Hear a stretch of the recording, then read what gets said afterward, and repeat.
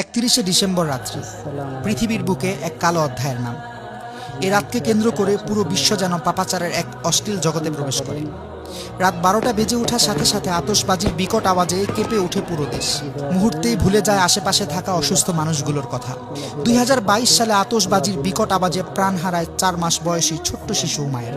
ফানুস উড়াতে গিয়ে রাজধানীর বিভিন্ন জায়গায় অগ্নিকাণ্ডের ঘটনা নতুন নয়। অসংখ্য অগণিত পাখি ঝাঁকে ঝাঁকে মরে পড়ে থাকে রাস্তায় রাস্তায়।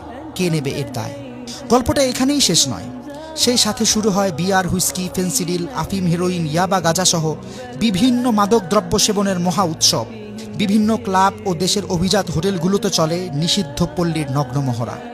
উঠতি বয়সের তথাকথিত বহু আধুনিক তরুণ তরুণীরা লিপ্ত থাকে অবৈধ কর্মকাণ্ডে।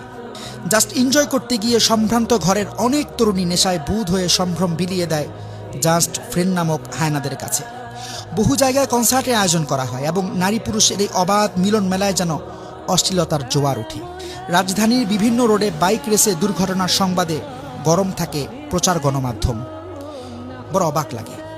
প্রতিবাদ তো দূরের কথা, কথিত সুশীল সমাজ তখন মুখে কুলুপ এঁটে বসে থাকে। নিষিদ্ধ অ্যালকোহলের লট ঠেকাতে আইন শৃঙ্খলা বাহিনীকে চরম হিমশিম খেতে হয়। একজন মুসলিম হিসেবে কি ভেবে দেখেছি এ জাতীয় বস্তা পচা নোংরা সংস্কৃতি কি আমাদের পক্ষে শোভা পায়? ইসলাম তো বটেই, এমনকি একজন সুস্থ বিবেকমান কোনো ব্যক্তিও এ জাতীয় চরিত্র বিধ্বংসী উদযাপনকে মোটেও সমর্থন করতে পারে না। সত্যি কথা বলতে কি জানেন, এই ঘৃণ্য সংস্কৃতি আমাদের নয়। তাই আসুন পশ্চিমা এই অপসংস্কৃতির বিষাক্ত ছোবল থেকে নিজে সতর্ক হই, অন্যকেও সতর্ক করি।